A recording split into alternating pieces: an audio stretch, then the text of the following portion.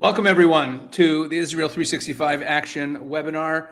We do these webinars monthly, and so please, watch your inbox or stay in touch with us so that you know when the next ones are happening. We cover very important issues of the day, and today we're going to be talking about the Gaza Strip. What happens next? Ron Gvili's body came home. Despite what some media outlets reported, this is not because Hamas returned him. Hamas had every intent, or whoever was holding him, Palestinian Islamic Jihad. It's not because the terrorists returned him. This was entirely an Israeli operation. The Israelis, the Israeli army went in, and it took some time. There's a video up on the Israel365 YouTube channel from last week where we interviewed someone who's involved in the Palmar and Yassar units, the units that were responsible for identifying the body, who told the story. You can go watch that video there. But this was really a military operation by Israel to bring his body out. After his body came home, and thank God this nightmare for all of the people of Israel, of the hostages, ended, we're now faced with many questions. Some of you may have seen the presentation by Jared Kushner in Davos, talking about what phase 2 in the Gaza Strip should look like in the reconstruction and the rebuilding. Leaves a lot of questions. And I just want to raise a number of issues, and then we'll go to our panelists, and we're looking forward to a very important conversation. We have very distinguished panelists. So, of course, Israel agreed to the Trump 20-point plan, and the 20-point plan lays out a playbook for what is supposed to happen next in the Gaza Strip, but it leaves a lot of questions open. And the biggest question that it leaves open relates to the disarming of Hamas. Although the plan talks about the disarming of Hamas, it doesn't say who's supposed to do it.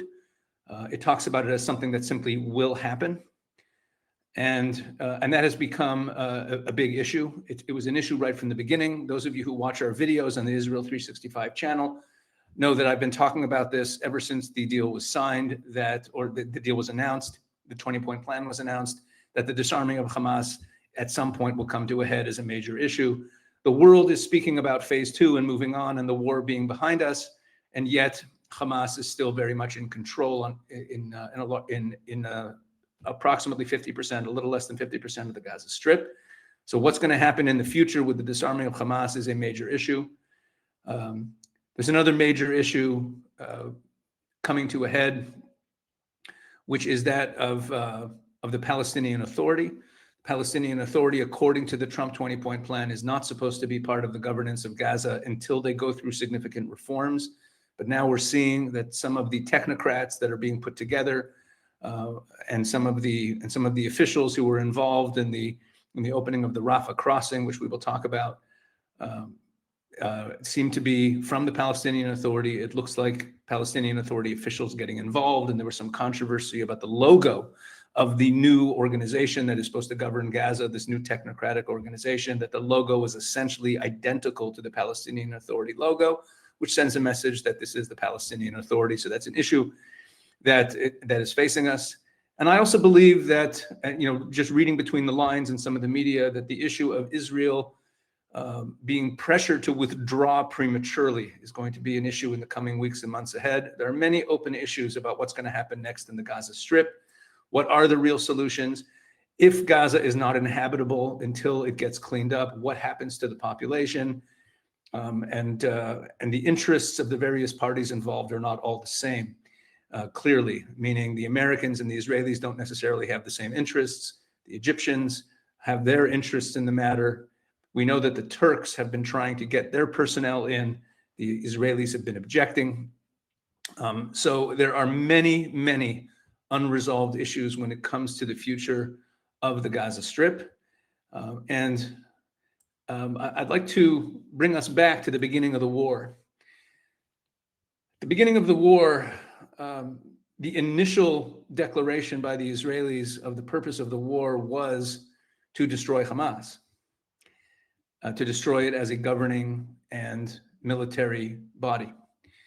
And then shortly thereafter, a few weeks into the war, if I remember correctly, don't remember exactly how long it was, the Israelis announced, the Israeli leadership announced that there were actually two primary goals of the war: the return of all of the hostages and the destruction of Hamas. And around that time, I wrote a column in the Jerusalem Post. For those of you who don't know, my opinion columns appear in the Jerusalem Post approximately twice a month. We had one in there. I had one in there yesterday about the Iran situation. And I wrote a column around that time where I raised the issue that there's no such thing as having two primary goals. Because if you have two primary goals and at some point, it's almost a contradiction in terms. If at some point they come into conflict with each other, or there's tension between those goals and you have to choose which one takes priority, you've just declared that one of them is primary and the other one is not. And I just raised that as an issue. And so we now have a situation where the final hostages come home.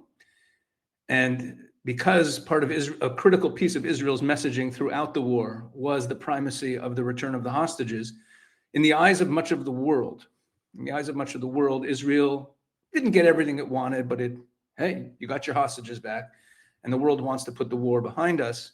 And yet for most Israelis, I believe, I haven't done a poll, the war is not behind us, and we still have very significant unfinished business. And if this situation ends with Hamas still there, then we have not accomplished what we set out to accomplish. And these are some of the big issues ahead of us. And on our panel, we have very distinguished guests. We're going to be hearing from member of Knesset Ohad Tal, who is no stranger to this audience. He's also a member, most relevant to this topic, he's a member of the Foreign Affairs and Defense or Security Committee in the Knesset, and therefore has his finger on the pulse of where the Israeli government, where the coalition in Israel is going on this. And he's also, of course, as I mentioned, he's a member of the Religious Zionist Party.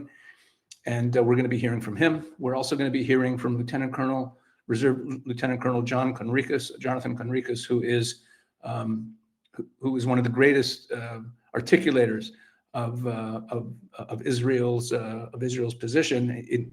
Previously in his role as IDF spokesman, we'll read his whole bio when we introduce him. And currently, he's with the Foundation for Defense of Democracies, and he'll be sharing with us using his expertise in the areas of geopolitics and security.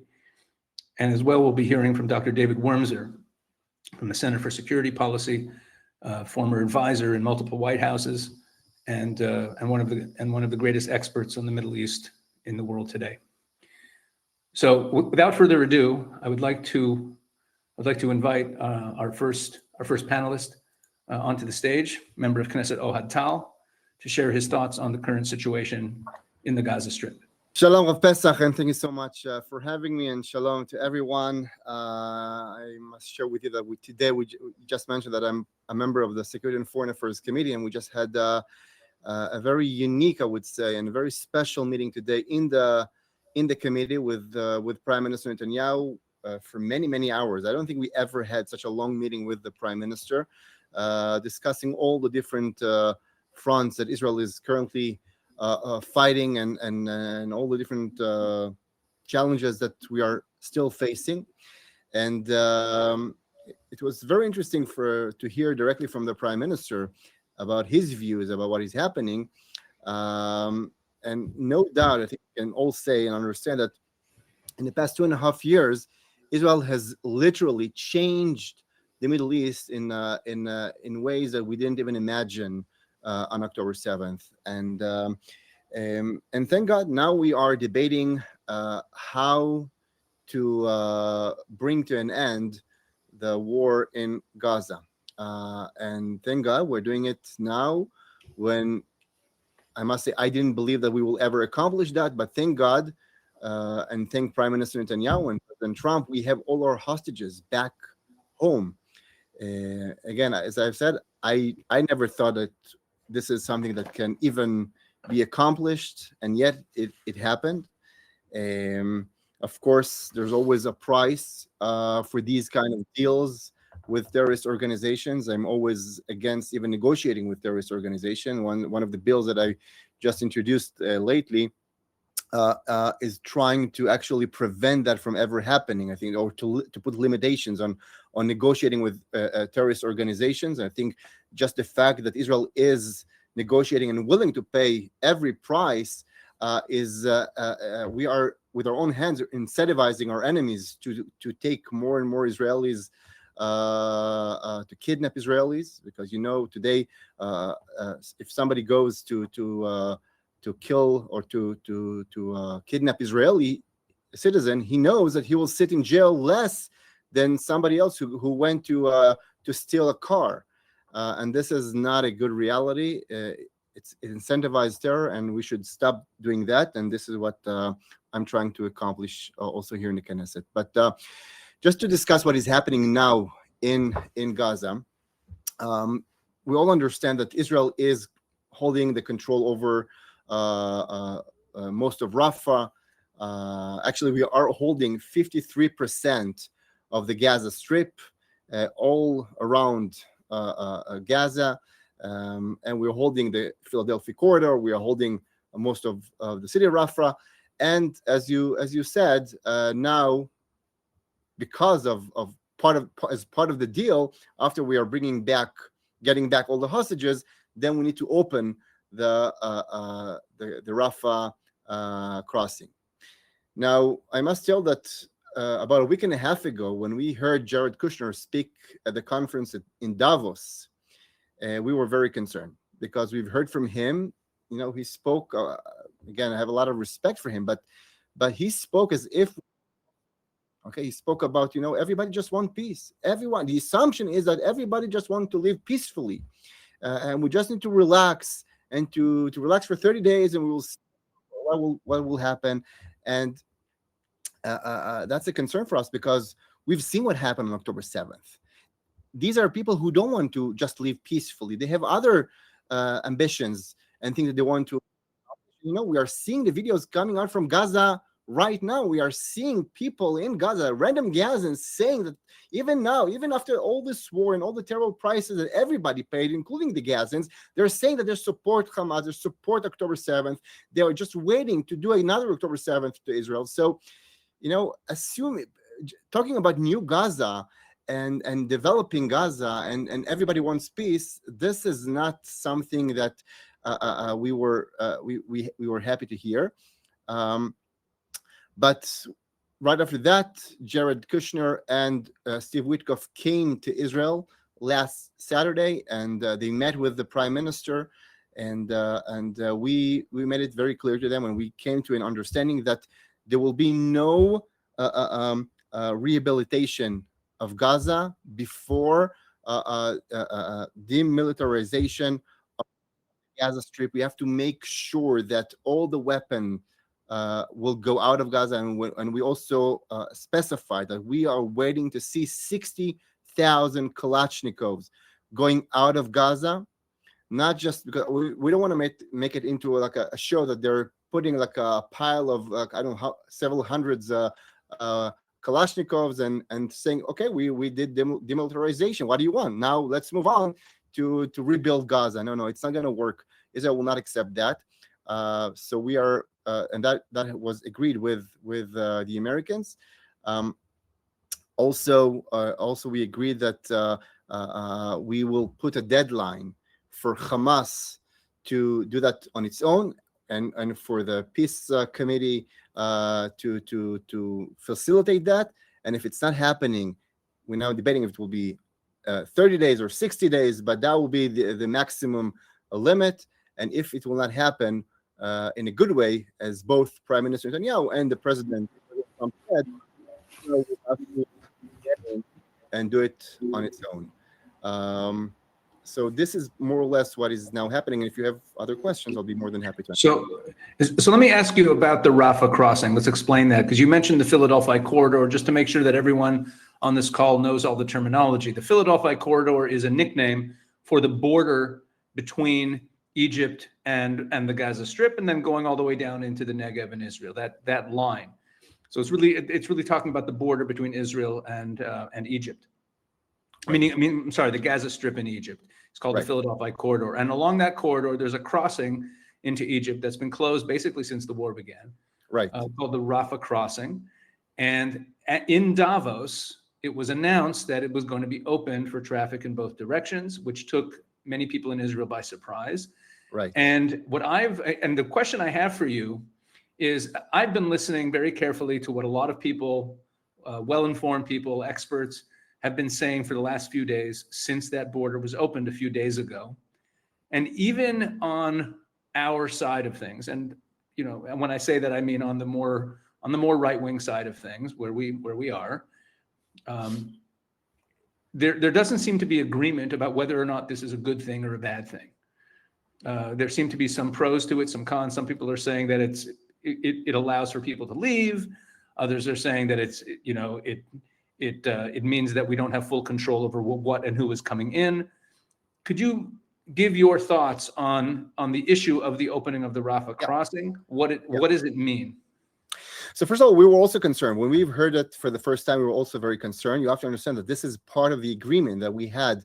Part of the plan of President Trump is that the next stage after we're getting back all the hostages is that we are opening the crossing between the Gaza Strip and Egypt. Now, one of the things that we wanted to make sure that we're aligned with the Americans, and this is what happened when the Prime Minister met with Jared Kushner and Steve Witkoff, is that we made sure that despite their desire to just open it to both getting in and out, we've made sure that the only way it's going to be happening is, first of all, it's only going to be for people, not by car, not by anything. People have to walk in and out of Gaza. That's number one.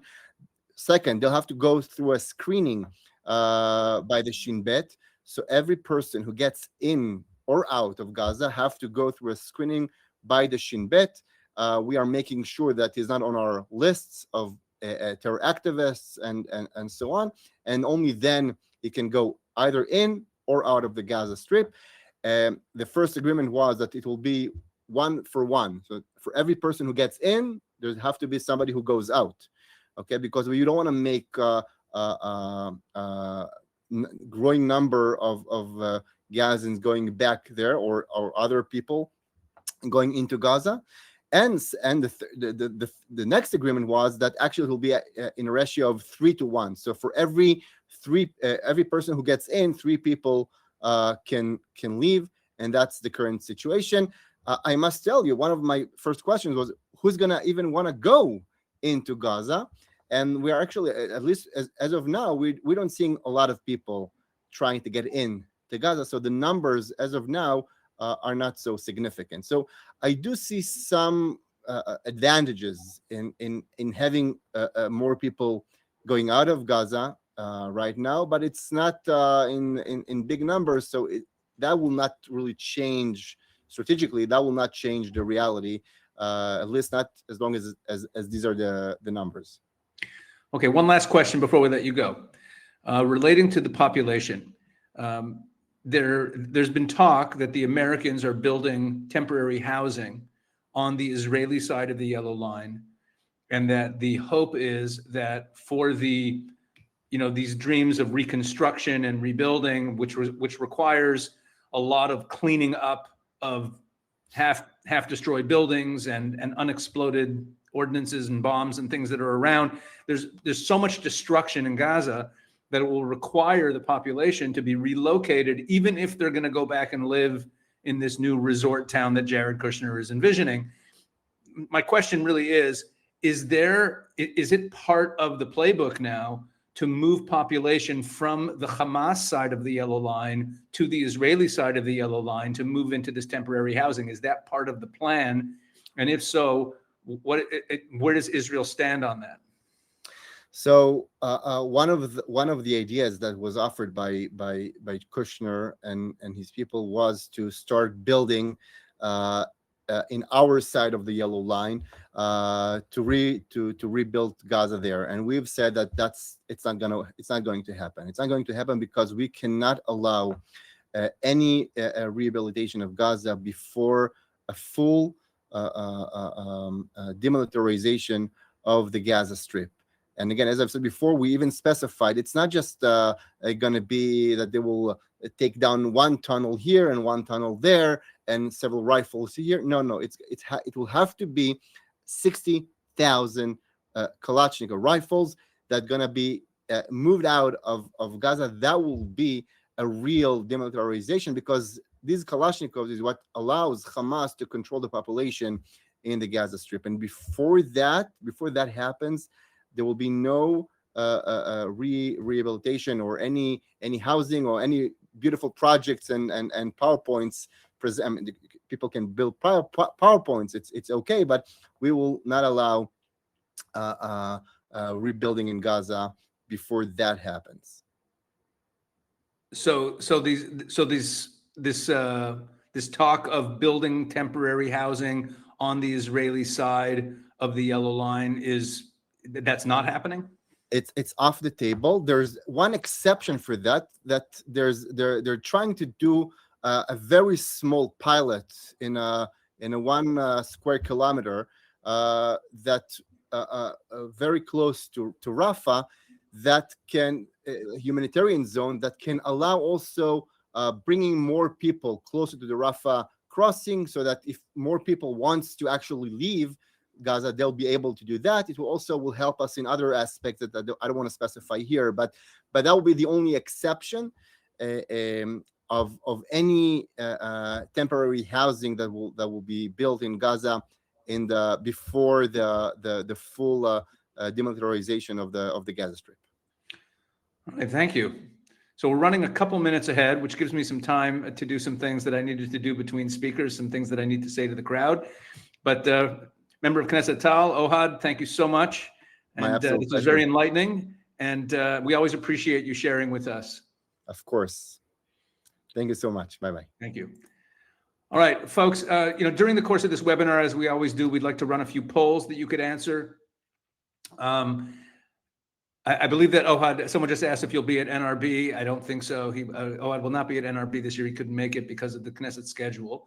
So we'd like to ask our first poll question. Should Gaza reconstruction require Hamas disarmament, in your opinion? Now, I know what the answer is probably going to be from this crowd, but we have 4 answers there you could choose from: yes, no, partially, or not sure. Not sure is a fine answer. You're allowed to be not sure.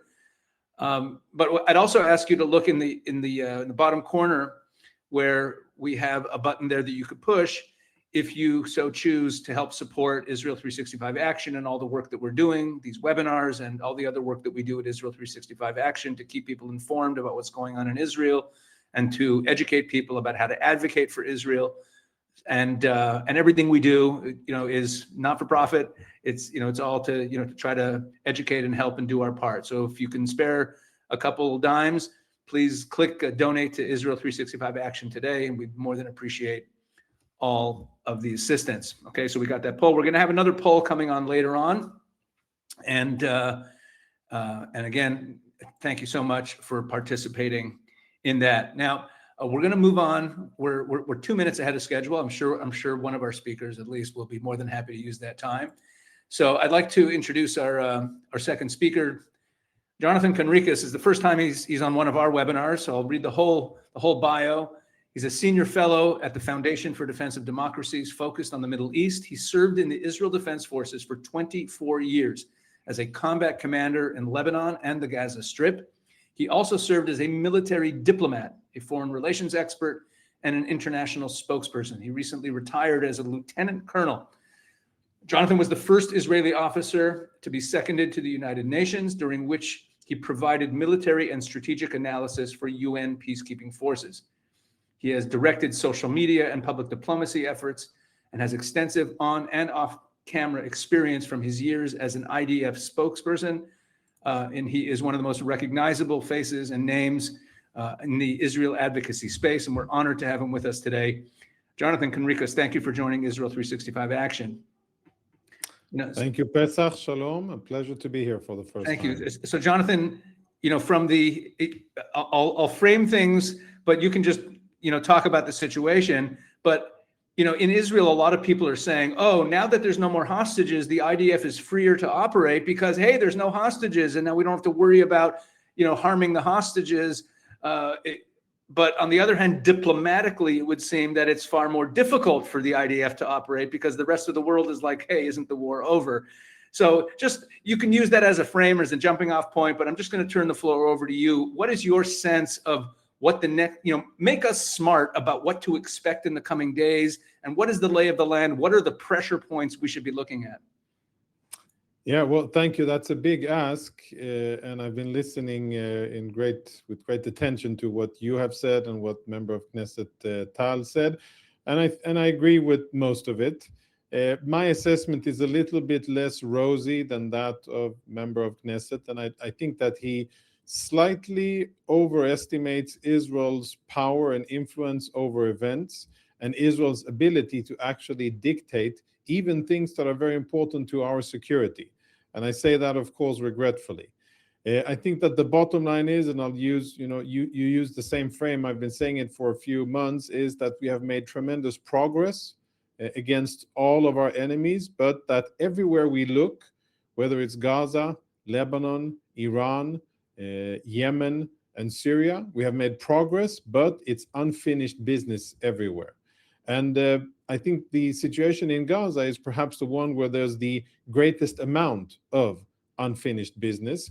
And contrary to Lebanon, where Israel enjoys almost unlimited freedom of action, kinetic freedom of action to actually hunt Hezbollah operatives, their infrastructure, wherever they are in southern Lebanon, central Lebanon, or even northeastern Lebanon. That is not the situation in Gaza. In Gaza, it is a highly internationalized conflict with lots of inspectors and monitors and a lot of foreign interests that unfortunately are represented on the ground.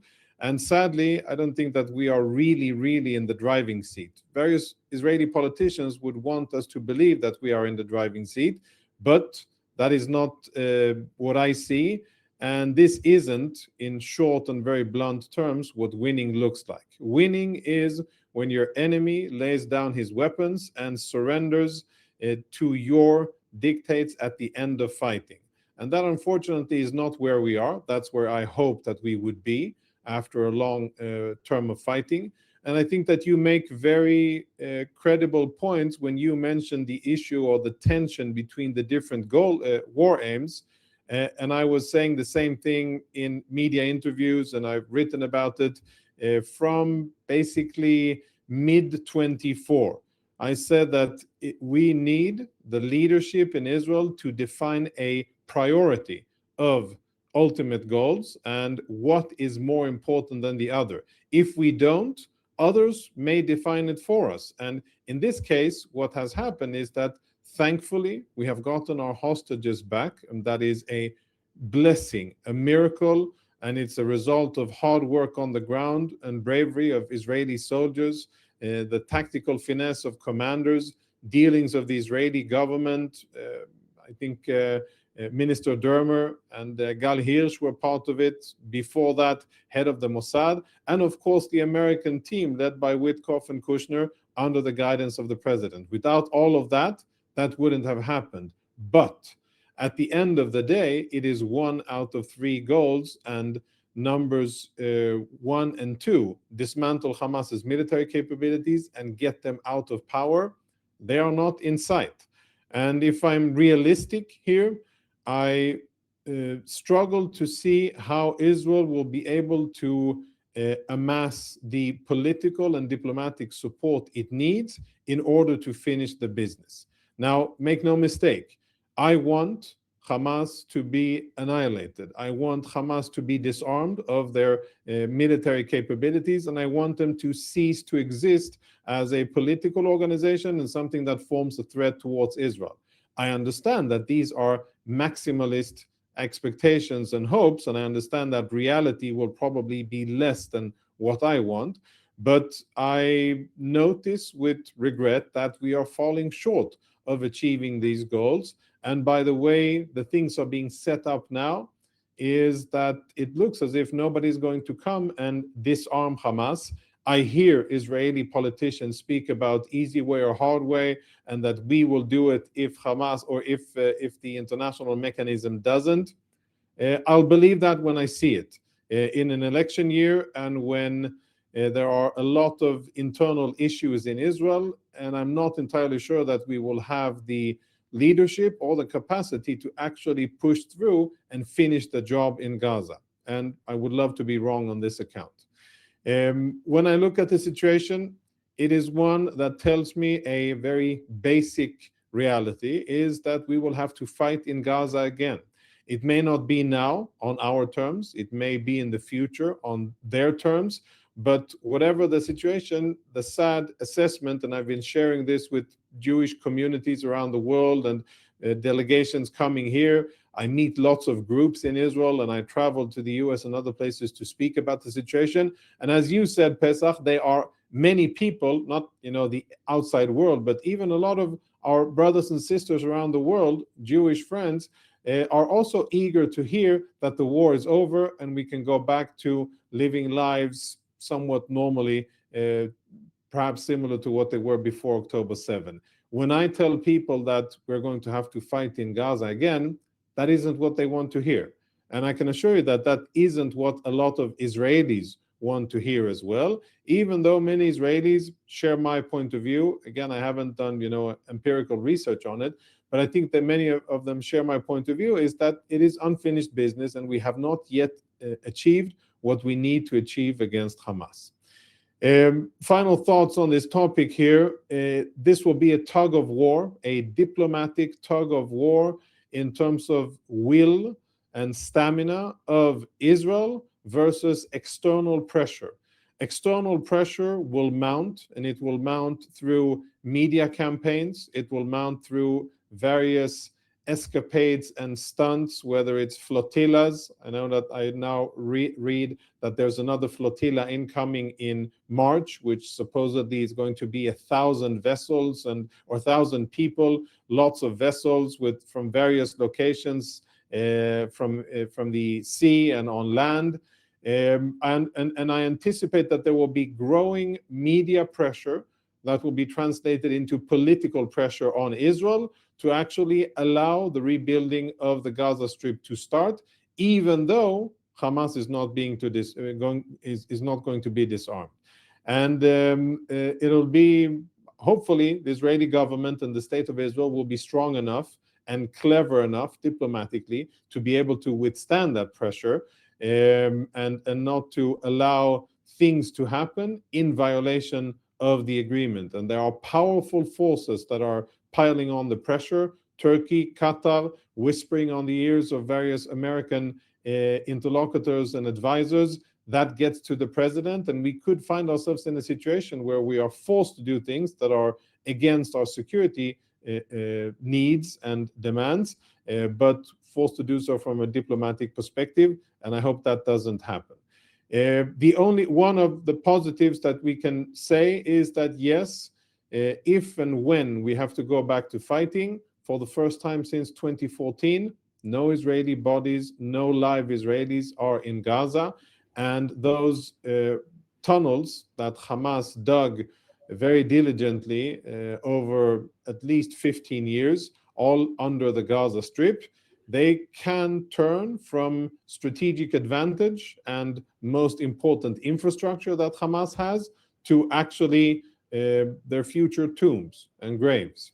And it'll be a different situation. I personally know that Israel had to hold back not to use many of the tactical tools that it had at its disposal in counter-tunnel warfare, because we feared hitting our own and causing damage or risking the lives of Israeli hostages.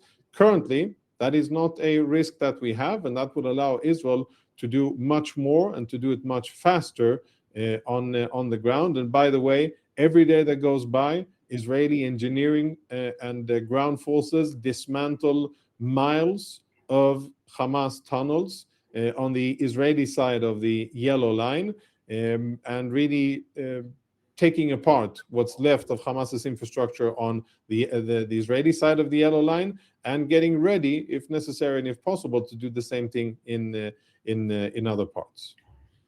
So there have been reports that Israel is arming and funding some of these small militia groups that have risen up to try to counter Hamas. They're not that big, as far as I know. I don't think any one of them even has more than 1,000 men in it, from what I'm hearing. You're more informed than I am. Now, this to me seems unwise. Our history of funding militia groups has not worked out well. At times it has. I mean, Lebanon was a complicated situation there.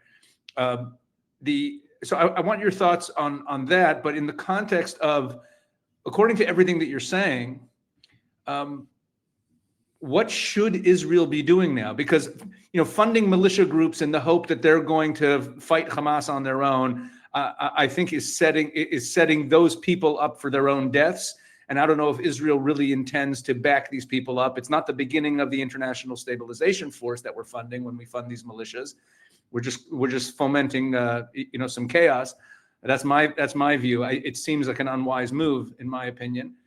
But I'm just wondering what you feel the path forward actually ought to be for the Israelis, meaning considering all the mistakes that have been made and where we are now in the bleakness of the situation, we can say, okay, game over, and we've moved the border to the yellow line, and now the rest of the world is going to say that an even smaller Gaza is under siege, and we'll just live with that, with a buffer zone. Or do we go ahead and roll in and say that we're going to do it the hard way, and it's basically game on again for the war? I remember when Secretary of State Rubio was here and they asked him, well, are the Israelis going to disarm Hamas? And he said, no, that can't be. That would be the end of the ceasefire. So Israel resuming the war. I mean, what is the right course of action right now? If you were choosing what Israel should do, what would it be? Yeah, so the key here, I think, is our reliance on the US and the absolute, almost total reliance on this administration as our only strategic ally and backer. That means that anything that Israel wants to do, it needs to lobby the US for approval and have the ability to do so from a diplomatic point of view.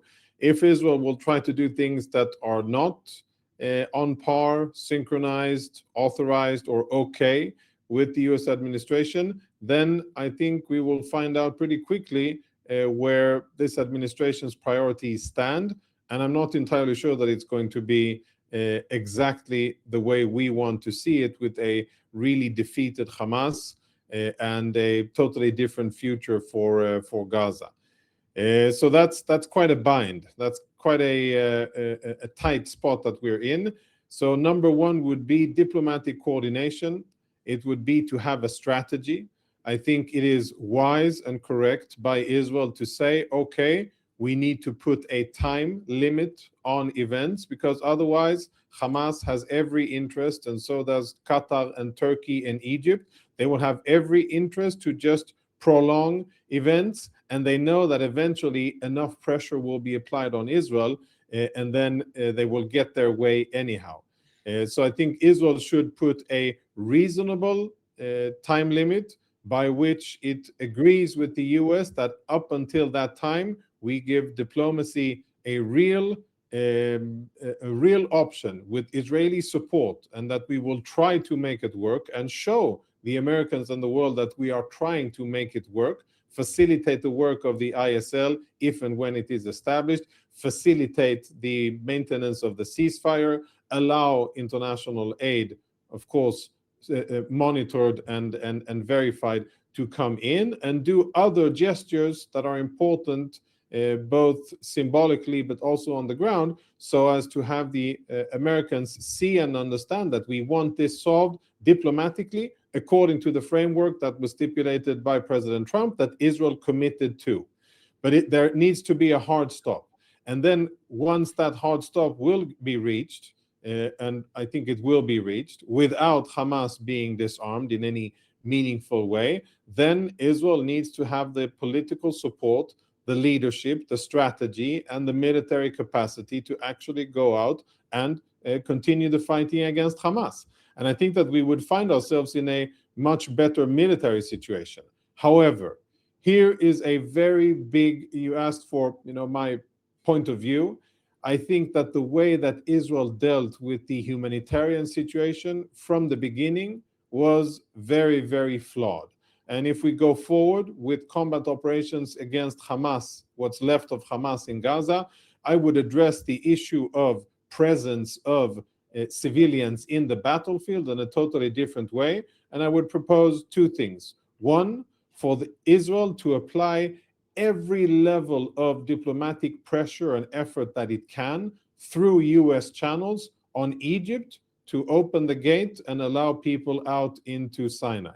If Egypt continues to refuse, which they have done so very steadfastly, there should be a price to pay for Egypt in terms of Israeli and Egyptian relations, and hopefully with American relations as well, because that is eventually what will allow Israel to really break Hamas, really defeat that organization, is when we strip them of their human shields and when we won't allow Hamas to use human shields as a way of leverage to get international press and media and diplomatic pressure on Israel. So the first way of doing it, and the obvious and the most humane way of doing it, is into Egypt. If that doesn't work for whatever reason, Israel should prioritize to temporarily have Palestinians in the southern part of the Gaza Strip, or even on the Israeli side, temporarily, in order to actually get the job done and defeat Hamas. And I feel that that is something that we've gotten wrong from the very beginning, where we have unwittingly played into the hands of Hamas, and where Israel failed to actually apply pressure on Egypt, adequate pressure on Egypt, to do what they are obligated to do according to international law. According to international law, when there's war and you are not part of the war and people want to get out of a war zone, you, in this case Egypt, are obligated to allow people to temporarily seek refuge. That is what refugees from a war zone is all about. And Egypt has flaunted its commitment to international law, and they haven't paid any price for it. And since the situation, as I stated pretty clearly before, isn't going to be solved magically by external forces, it'll have to be solved by Israel. Getting people, civilians, women, children, and elderly people out of the way so that Israel can defeat Hamas fighters, I think should be priority number one. Priority number two, if you ask me, should be to completely overhaul the Israeli communication strategy. And I was just thinking the same thing. yeah, it should be to really invest the necessary resources in communicating and communicating well to the world and getting Israel's message out. And one thing needs to be very clear. I believe, which I'm sure that if anybody watching has seen me on TV, I think it's pretty clear where I stand on what I believe about Israel, who is right and who is wrong. The problem is that Israel faces, I think, a unique situation where we are by far the country that suffers from double standards or triple standards and immense international scrutiny, usually negative, on anything that we do or don't do. And simply put, Israel is not investing enough resources according to the challenges that we face. If I translate this into military terms, it would be similar to Israel telling itself that, well, we're not going to invest in air defenses. We're not going to buy that Iron Dome or develop the Arrow, because we believe that air defense is for silly people who are weak, and we are just going to have a strong air force, and we're just going to focus on offensive capabilities, and kind of disregarding the reality that we actually need air defenses. It's the same exact situation with the government's priorities when it comes to media, and much more is needed. I can commend, a few signs of good things that have happened relatively lately. More budget to the Ministry of Foreign Affairs, activities that are being done by various ministries, diaspora, and Ministry of Foreign Affairs. But overall, it is far, far below requirements. Israel needs to prioritize this as a very high priority. win the 8th front, or at least fight in a much better way. Without doing so, we can continue to defeat our enemies on the battlefield, but continue to come up short when it comes to the negotiations and when it comes to diplomacy and actually getting lasting political deals that fit our combat achievements and that align with Israeli interests.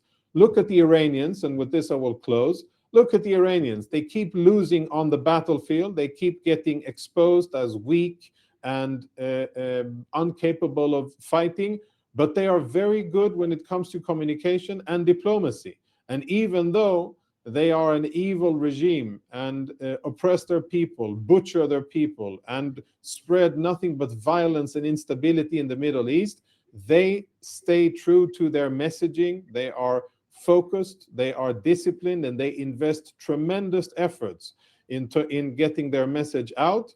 And I don't want to be, to compare Israel to Iran, but I'm saying that we need to invest much more in it. Otherwise, we'll continue to be great on the battlefield. Our young men and women will pay and sacrifice, and they will defend the state of Israel. But then when it comes to the negotiations table and international diplomacy, we'll continue to fall short because the government of Israel isn't focusing on doing that and doing it sufficiently well. You're absolutely right. And just, thank you for those comments. And I'll just add that even the example you just gave of Egypt, of the pressure that should have been brought to bear on Egypt to open their border, which they're required to do by international law. Another topic I once covered in one of my columns during the course of this war, if the Israeli diplomats, if the Israeli government had been consistently calling out Egypt for violating international law and depriving the Gazans of their right to refugee status, had they been banging that drum, they might have won that battle. And another example is with all of these pressures on them to deviate from the original 20-point plan, even when Israel says, like Prime Minister Netanyahu said, we don't like the logo, that it's the Palestinian Authority, or Hamas has to disarm. They should always refer back to the fact that they want the 20-point plan as it is written, and they don't say it enough. There's many, many examples. Every day I see them in the work that I do. You see them in the work you do. Yeah. And thank you so much for raising that. Listen, this is we have to move on to our next speaker. I'm so grateful that you're with us.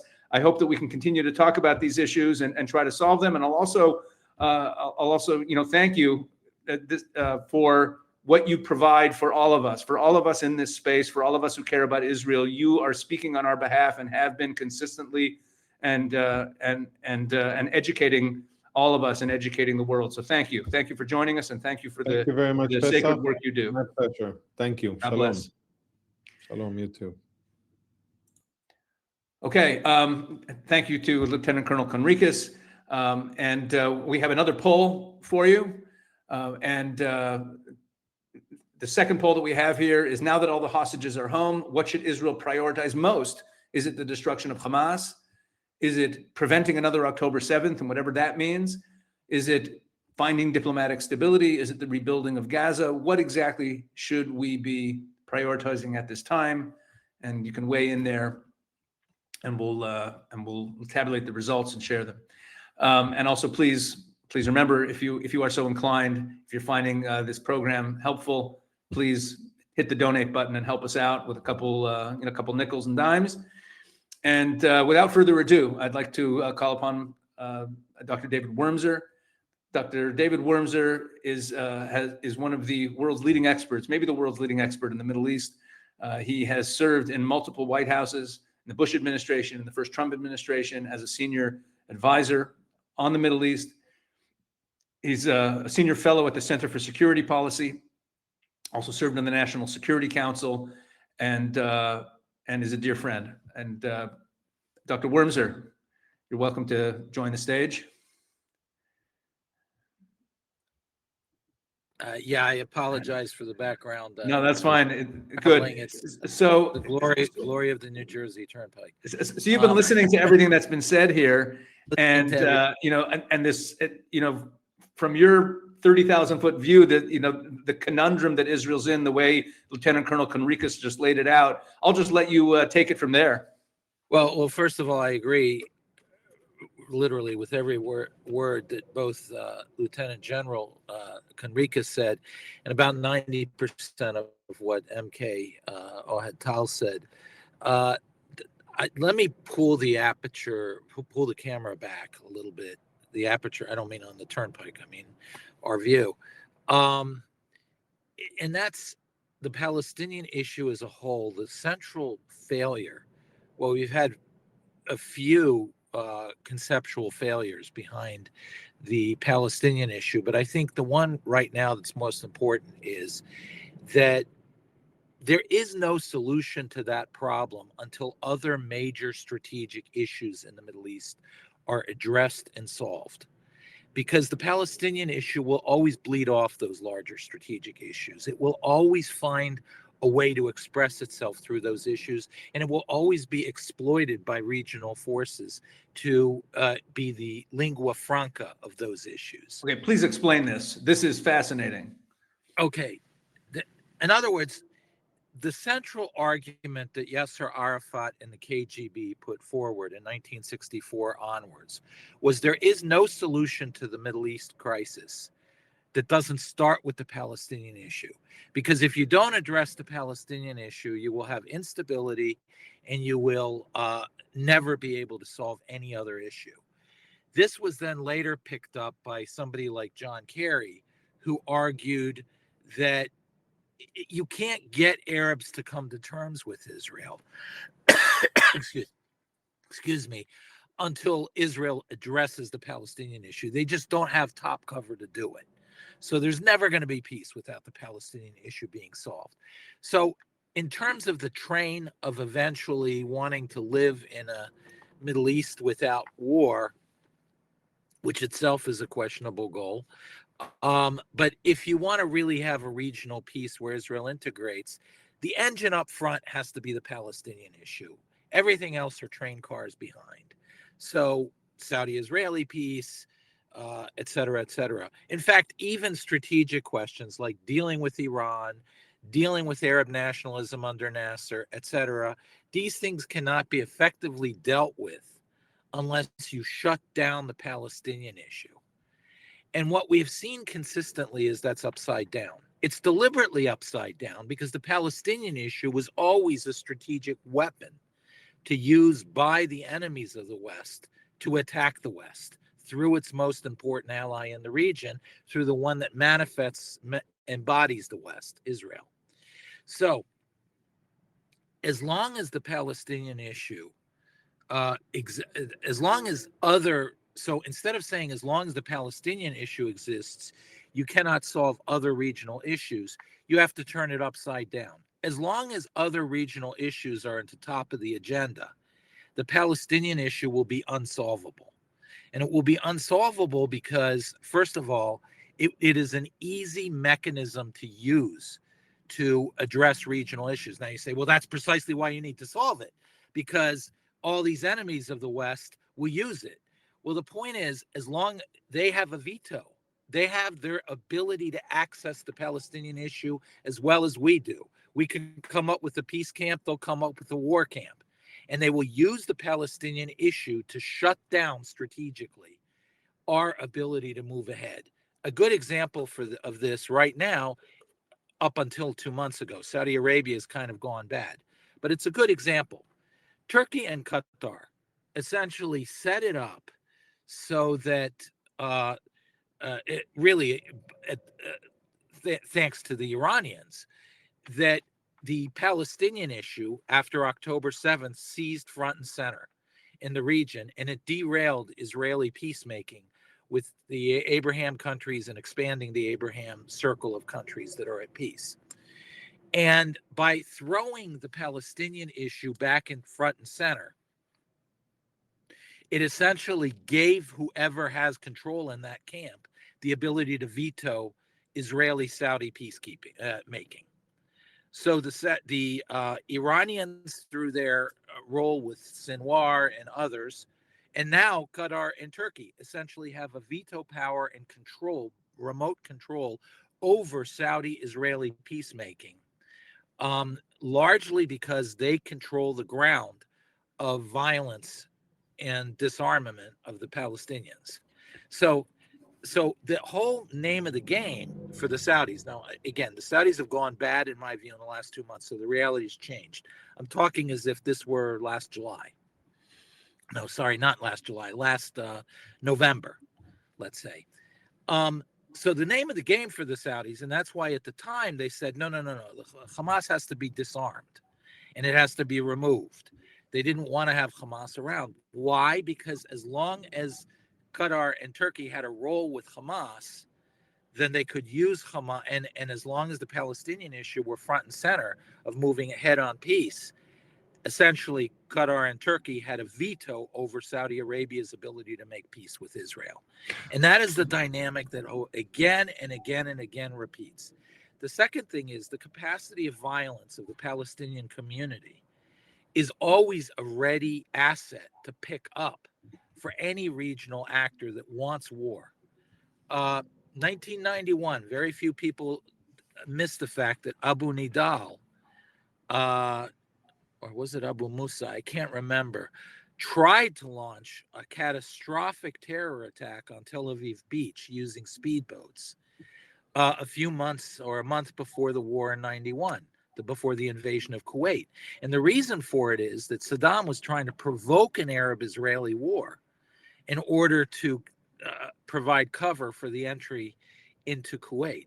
So the Palestinian issue is a perpetual, never-ending gift to anybody in the region who has strategic objectives that seek instability or to diminish the Western position in the region. Now, where are we right now? You could argue, okay, well, we're at the eve, hopefully, of something dramatic in Iran, which will lead to the end of the Iranian regime and the Shiite axis. And this creates an entirely new strategic reality. True, it does. But at the same time, we're seeing the parameters of something else emerge. And unfortunately, I think it's being indulged and allowed to emerge. But it will dominate us for the next 10, 20, 30, maybe 50 years. And that's this rise of confidence in the Sunni camp. We're not appreciating what it meant for religious Arab Sunnis to retake Damascus. Religious Arab Sunnis have not had control of Damascus and run the city in 1,000 years. The city is the epicenter of Sunni Islam. We think of Mecca as the epicenter of Islam, and it is spiritually. But politically, Sunni Islam's anchored to Damascus. It emerged in the first generations after Muhammad in the Umayyad Caliphate, which is where the great expansion happened. And really, Sunni Islam was defined. In fact, it was the very creation of the Umayyad Caliphate in Damascus that led to the split between the Shiites and Sunnis and led to the emergence of Sunni Islam. And Muslims know this? They're historically literate enough? Oh, this is lived, breathed, it's mother's milk. It is not in the back of their minds. It is always in the front of their minds. And what this means is that there is a civilizational confidence that obtains from, because remember, the great what went wrong with Islam question that has plagued them for 1,000 years, Ibn Khaldun, etc. One of the main answers that has been put forward, especially by the Islamists, is because there was an original faithfulness or original purity of faith by the Muslim community in the first generations, and therefore God was with them and they expanded. And it was a great success. But then with the Abbasids, a Persian Shiite, proto-Shiite thing emerged. By the way, that's not true. The Abbasids were not Persian and they were not Shiite, but in the mythology of Sunni Islam, they were. And it corrupted Islam. And ever since, Islam's languished. And that therefore, when Islam returns to its pure, read Umayyad soul, only then will it begin to overturn that question of what went wrong and turn it back into what will go right. and the global expansion of Islam will resume. And now all of a sudden you have the rise of this Neo-Umayyad movement in Damascus. They're looking at Europe and they see, in their view, Europe's gone. That they're very confident. It's not a question in their mind that Europe will not survive as a Christian continent. I have much greater doubt about it, and I hope many people do, and I hope we never see that to happen. But at any rate, that is their view. So there is this immense civilizational confidence that is informing the Sunni world. It is also infecting Turkey with its neo-Ottoman objectives, trying to raise the verdict of World War I and reverse it, and reestablish their control in areas they had lost control over. So what we're seeing, you're seeing the minorities across the Middle East, especially in Lebanon, those in Western Syria and in the Far Eastern Syria, they see this. And they see that the rules have changed now. 1,000 years of the rules of keeping your head down, groveling, or being holier than the Pope sometimes, that won't work. You're dealing with a civilization now that is so confident that it feels it can take the offensive and finally force the final objective, which is the conversion of the world. This is the Islamist view. But these guys in Damascus are Islamists. So I think what we're facing now is the emergence of this problem, which in some ways is going to be more challenging than the Iranian problem, in some ways much less. Less in the sense that I believe Iran was a particularly capable enemy, as much as it didn't look like it last June and hopefully next few weeks. But it is a fairly capable and technologically capable enemy, and a very clever strategic thinker. I think there's a much greater sense of problems in the Sunni camp. The neo-Ottoman aspirations come up against these sort of neo-Umayyad caliphate ideas. Number one, the Turks, I think, overestimate their popularity among Arabs and so on and so forth. So I think there's a lot of problems they face. But bottom line is, this is what we're facing. And the Palestinian issue is going to be poured once again right into that. So any attempt now to talk about the Palestinian issue in terms of any long-term solution, let alone resolution altogether, is, in my view, pie in the sky, because we're heading into a strategic conflict that will consume the Palestinian issue on the way and use it. And I think you're seeing it by Egypt being more and more cowered by Turkey. Turkey now just, I think, this morning signed a military agreement with Egypt. Turkey has been trying to insert itself into Gaza. It's been inserting itself and trying to insert itself among the Sunnis in Lebanon as well. We have this strategic issue to face as the United States, as Europe, and as Israel ahead of us. This acute problem emerging. Really, the really serious issue that we have not dealt with, which is Sunni Islam's coming to terms with modernity in a non-Muslim world. That is now what is coming on the table. And the Palestinian issue will be once again exploited, used, leveraged, and ride it to conduct these strategic conflicts. So it's really, one has to go back and think about strategy. What are the larger tectonic movements in the region, and only then back into the Palestinian issue and realize what you need to think about it. And in the case of this framework, if Israel is entering such a dangerous strategic conflict with now the Sunni world, and not all the Sunni world, the UAE, Morocco, they're allies in this. It's the Muslim Brotherhood Sunni world. It's the Muslim Brotherhood, and unfortunately, the Saudis seem to have switched sides here. Mm-hmm. But at that point, the most important things Israel can do is think, what are the absolute strategic assets it needs to hold going into this? And one of them, I believe, is that the area between the river and the sea, and the left in America gets this right, the Palestinians get this right. From the river to the sea really is one entity strategically. You can't divide it and pretend to hold control over it. The strategic dominance of that area is an essential component of Israel's long-term survival. So I don't believe Israel can right now give up any security domination of Gaza, maybe some autonomy, but not the security domination. Whereas what we're really talking about with this Gaza rebuilding is it's wrested essentially from Israeli control. As much as the Israelis say, no, we'll have security control, it's wresting it from Israeli control. And I think this logo thing with the and that it's the Palestinian Authority logo essentially is symbolic of that, which is why it caused such a brouhaha. Mm-hmm. So I think that, and as well as the Golan Heights and specifically the Syrian Hermon, the Keter Hermon, that is critical because this is really the strategic dominance. And the second thing Israel has to think about is a regional minority strategy, because the minorities are all now threatened. So Israel needs to essentially cobble together under its larger umbrella a regional alliance of minorities that will withstand this tempest that they're about to face from the Sunni world. And the last thing you need to do is try to solve the Palestinian issue as a result.